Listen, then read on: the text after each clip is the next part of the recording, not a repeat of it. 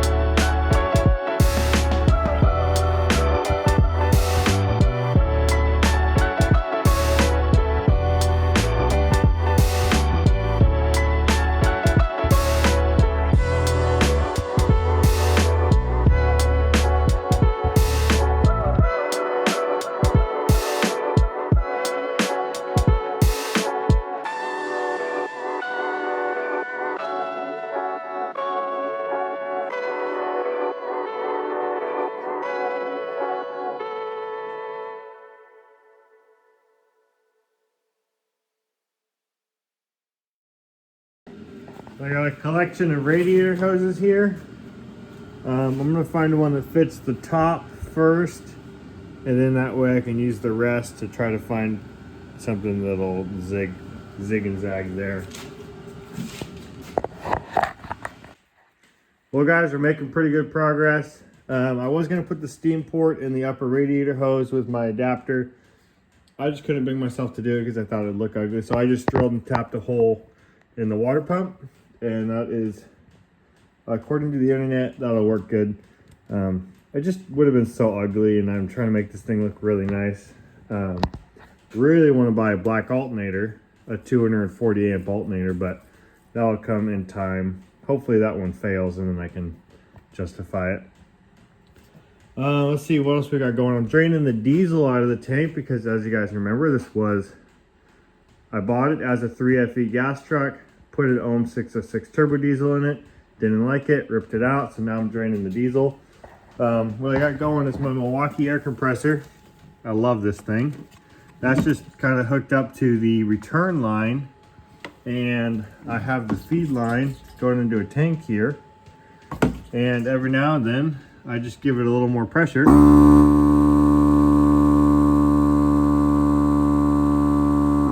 I just go until I hear the gas cap do a pressure release, and you know, so what, there's half a PSI in there. Shouldn't damage anything, and that really gets the fuel going out of this hose. These Land Cruisers have a drain in the tank. They have a drain in the tank, but my gas can's too tall to fit under there. In addition to that, the Land Cruiser I've leveled the air out of the front tires, so it's easier to work on. And now there's a bunch of fuel in the front of the tank. So at some point I'm gonna have to get it back level again and get the rest of the fuel out. But this will get me pretty close. I'll drain it with just a small drain pan, the rest of it. And then I can put some gas in there, shake it around, and I'll drain it again just to try and get as much diesel out as possible. And we should be good from that point on. So we're just gonna keep trucking away here.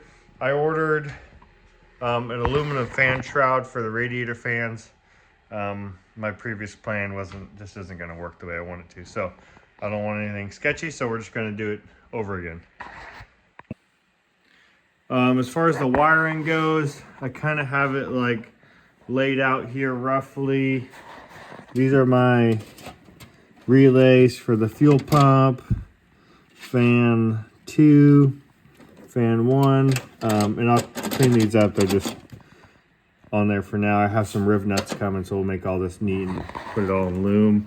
Ordered a new plug for the starter solenoid because the one off the factory GM harness was pretty crispy. Got my heater core hoses run. I did not do an H block, which some people recommend on the LS because it cools a lot better if it's just flowing really good. But I have no heater control valve in this thing, so it's just always running through the heater core, and that goes to the front and rear heater core. So it should flow pretty good. The lines look pretty good. Heater core lines are always tough to do.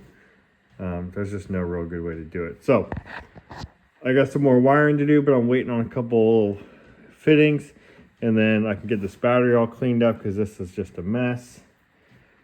I'm gonna wire the alternator in. This power wire here can connect to the factory harness. Should be, yep, there's a yellow one on the harness, so it's this one here. That'll connect to there, and that'll tell my alternator to turn on and get my dash light working. Power steering hoses. I just kept the factory one coming out of the GM box. You can see it just loops around here. I just welded that right to the factory Toyota fitting. That's how I did the Land Cruiser or the turbo diesel, but I used the Mercedes line, and that works really good. The return comes out of the power steering box down through the factory loop like this, and then goes into the back of the power steering pump. The factory has 2 returns because hydro boost was an option with this motor. So I just pinched that off, welded it, throw some paint on it, call it a day. That's kind of the update. We are not very many days away from getting this thing running.